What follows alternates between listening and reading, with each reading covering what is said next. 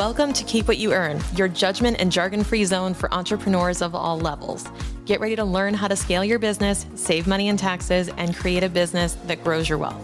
If it feels like the financial side of business is like eating your vegetables, well then think of this podcast as the ranch dressing to make the process a little more enjoyable. My name is Shannon Weinstein. I'm a CPA and business owner on a mission to simplify money and empower others through knowledge. I hope this episode inspires you to take action, but remember that the information we share is for educational purposes only and is not individual tax advice. Now that we got that out of the way, let's start the show.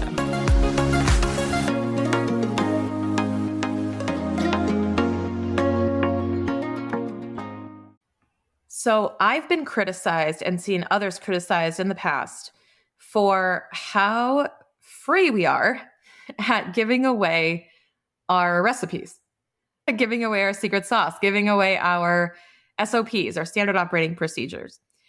I recently started teaming with Lauren, who you've heard on the show, and Lauren and I were kind of going through our SOPs and going through a lot of what we've learned in our practices and had this conversation around the SOPs. And I wanted to kind of share a thought with you that kind of came out of this conversation for me. And that is how willing I am to just open up my books and say, here, take what you want, leave what you don't, borrow my processes, borrow my procedures, and tell me what you like, what you don't like. And whatever the opposite of stingy is. That's how I am with my processes. And this includes my accountant's marketing group. I will just give you everything I got, everything I've learned. I'll pour it all on the table and say, take what you want. And the traditional way of thinking is like, Shannon, why the hell would you do that? And I've seen other business owners do this too. I've seen coaches. I've seen anyone who's in a knowledge space. If in the business of selling your expertise in some way, shape, or form, it can be really challenging to grapple with the idea of putting all your recipes down on paper and handing them over for free. Oh my gosh. Isn't that what they pay you for, Shannon? Isn't that what they pay you for? Like, you spent all this time developing this stuff and now you're just giving it away? Yeah, because here's what I truly fundamentally believe. And it took me a while to get here because I am an accountant and I typically don't believe this stuff. I am trained that we sell knowledge. I'm trained that we sell information. And I'm trained that this is a fortress in my brain of knowledge that I can't share with anybody because that's what I make money from, right? I was trained to protect my work like it's the Coke recipe, right? I was trained that way, but I've completely shifted and I want to challenge you if you think this way too. Because when you truly reach a point where you are developing something and you found a recipe that people like, you found a recipe that really works well for you, that you can cook and seems to be selling and people are enjoying. When you find that, think about this. What makes it special? If people really enjoy your recipe, your way of delivering your service and your offer, is it really about the recipe? Is it really about the recipe? How many of you have, acquired a recipe from your grandma or your mom, made it yourself and been like, this tastes like shit? How many times have you tried to replicate and it's just not quite the same? And I'm not talking about the distilled down different recipes. I'm not talking about buying the Red Lobster biscuit mix off the shelf and saying, this doesn't taste the same. It doesn't taste the same because it's not the same.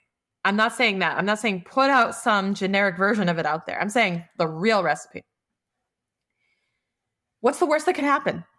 Someone takes it, uses it, sells their services with it, takes all of your processes. Good, let them. Because it's not about the recipe. It's about the service. It's about the service. You could go to two different restaurants that cook the exact same burger, the exact same dish. And you're going to keep going back to the one that is either convenient for you, has people you know, maybe it's just a comfortable vibe, the look of the place. Maybe you like the music there. Maybe you like the service there, right? Very seldom do we simply go somewhere for the way they make a burger or the way they make a sandwich. Most of the time, it's convenience, it's a vibe, it's an aesthetic, it's the people, right? Most of the time, it's an experience that we're looking for. Now, if you are relying on that, if you are kind of saying, well, people do just, come here for the burger because we do such a good job at it. Great. If that's the case, then you're relying entirely on the recipe and not creating any other type of draw into it so that when anyone can figure out how to make a good burger and they'll compete with you very quickly because they can compete with you on those other elements. What I'm saying is how to differentiate yourself isn't in your processes. It isn't in your offer. It's in how you deliver it. It is in how you create an experience for your customer. It's how you generate results. It's how, not what. And even though we have really detailed SOPs, we have really detailed recipes, no one else is going to do it like we do. I have full confidence. No one else is going to do it like we do because there's just a different way I approach my service than anyone else does in accounting. And that's fine. I am at peace with that. And I want you to find that as well. I want you to find a way to differentiate yourself that is not just about your product. It's not just about your product. What makes you unique? What about your approach challenges the status quo, challenges the common way of thinking? What is it about you that makes people want to work with you? Maybe it's you inject a little humor into what you do. Maybe it's you have a different look, have a different vibe, talk a little differently. Maybe you are a mom and can relate to other moms. Maybe you just come from a place of education, that you are a heart of a teacher. And unless you have the heart of a teacher combined with that recipe, it's just not going to taste the same. It's just not going to taste the same. And that's why I don't mind handing out the recipe cards to those who I work with and work alongside and share it with my bookkeeper, share it with tax pros and say, here's what I do. I've been very giving with that because I don't care. I don't care if anyone takes it. And I'll tell you how much peace that brings when I know that we have something so unique, no one can replicate it, even if they tried and even if they had the instruction manual. Get to that place for your business. Get to that place where you could give away all the recipes, but no one will cook it like you do anyway. Don't withhold anything when it comes to your processes because you are what makes it special. The chef is what makes it special. And yes, you want to scale. You want to build processes that can scale with you.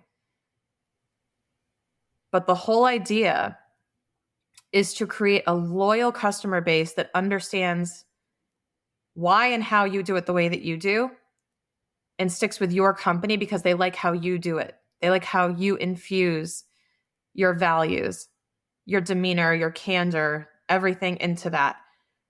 Celebrate what makes you unique and exploit it to no end. Exploit what makes you unique because that is the thing you have going for you that is going to help you differentiate yourself in the market. That is what's going to help you build a business that you're actually proud of. And that's what's also going to attract a killer team who can support you. It's all about adding value for your customer, creating an environment that you love to be in, especially if you're starting your own business and you're doing it for the sake of freedom from a corporate job or freedom from any other obligations you have in your career. You get to set the tone. You get to be unique. You get to do it your way. And no policy, procedure, or document can encapsulate what that secret sauce is that you actually have. It ain't in the paperwork. It's in the person. So find something that is unique about you that you can exploit and that you can use to your advantage in your business without worrying about anyone taking it away from you.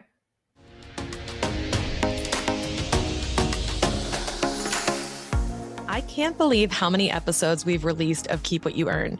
There are literally hundreds of thousands, if not millions of dollars in tax savings contained in our episode library. And there are so many topics that we cover. To make it easier to find more of what you need right now, we actually created a custom curated playlist just for you.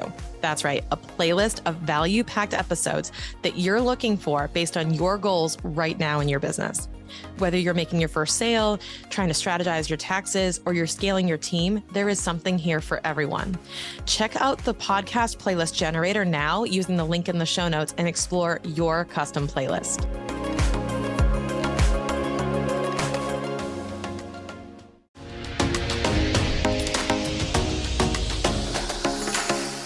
Thank you so much for listening. If you enjoyed this episode, please leave a rating and review on your podcast platform. This small action goes a long way for podcasters to get our message heard by more business owners just like you. Be sure to check out the show notes for links to information about our guests and ways to get in touch with me. We'll see you on the next episode.